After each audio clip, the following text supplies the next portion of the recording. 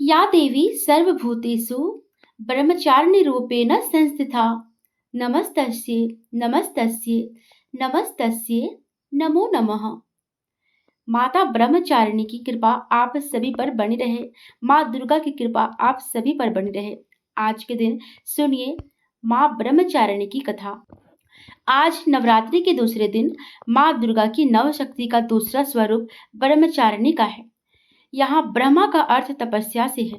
माँ दुर्गा का यह स्वरूप भक्तों और सिद्धों को अनंत फल देने वाला है। इनकी उपासना से तप, त्याग, वैराग्य, सदाचार और संयम की वृद्धि होती है। ब्रह्मचारिणी का अर्थ तप की चारिणी यानी तप का आचरण करने वाली। देवी का यह रूप पूर्ण, ज्योतिर्मय और अत्यंत भव्य है। इस देवी के दाएं हाथ में जप की माला है और बाएं हाथ में यह कमंडल धारण किए हैं। कथा के अनुसार पूर्व जन्म में इस देवी ने हिमालय के घर पुत्री रूप में जन्म लिया था और नारद जी के उपदेश से भगवान शंकर को पति रूप में प्राप्त करने के लिए घोर तपस्या की थी। इस कठिन तपस्या के कारण इन्हें तपश्चारिणी अर्थात ब्रह्मचारिणी नाम से अभिहित किया गया। 1000 वर्ष तक इन्होंने केवल फल फूल खाकर बिताए और 100 वर्षों तक केवल जमीन पर रहकर साख पर निर्वाह किया। कुछ दिनों तक कठिन उपवास रखे और खुले आकाश के नीचे वर्षा और धूप के घोर कष्ट सहे। 3000 वर्षों तक टूटे हुए बिल्व पत्र खाए और भगवान शंकर की आराधना करती रही। इसके बाद तो उन्होंने सूखे बिल्व पत्र खाना भी छोड़ दिए।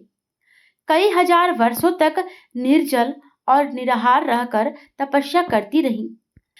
कठिन तपस्या के कारण देवी का शरीर एकदम क्षीण हो गया। देवता, ऋषि, सिद्धिगण, मुनि सभी ने ब्रह्मचारिणी की तपस्या को अभूतपूर्व पुण्य कृत्य बताया, सराहना की और कहा, हे देवी, आज तक किसी ने इस तरह की कठोर तपस्या नहीं की। यह तुम्ही से ही संभव थी। तुम्हारी मनोकामना परिपूर्ण होगी और भगवान चंद्रमौली शिव जी तुम्हें पति रूप में प्राप्त होंगे। अब तपस्या छोड़कर घर लौटाओ। जल्द ही तुम्हारे पिता तुम्हें बुलाने आ रहे हैं। इस देवी की कथा का सार यह है कि जीवन के कठिन संघर्षों में भी मन विचलित नहीं होना चाहिए। माँ ब्रह्मचारिणी देवी की कृपा से सर्व सिद्धि प्राप्त होती है। दुर्गा पूजा के दूसरे दिन देवी की इस स्वरूप की उपासना की जाती है। प्रेम से बोलिए माता ब्रह्मचारिणी की जय।